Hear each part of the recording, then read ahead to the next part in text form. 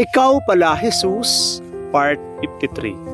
Ikaw po pala, Jesus, ang siyang tunay na dahilan kung bakit sumulat ng aklat mga alagad mong paham, upang kanilang ilantad, mailahad ang mga katotohanan, maibahagi sa ibang mga hindi pa nakabatid, hindi pa alam.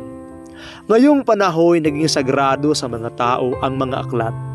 Binaliwala ang mundong pinagmulan nilang lahat.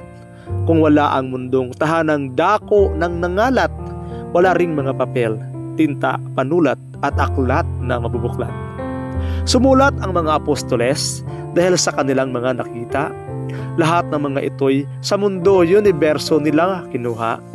Mga katotohanang sadyang hayag sa lahat, kahit mahiwaga ng mga katotohanan sa atin ay tunay na magpapalaya.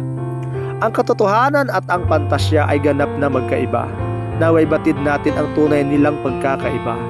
Ang pagsamba sa espiritu at katotohanan ay nais ng Ama.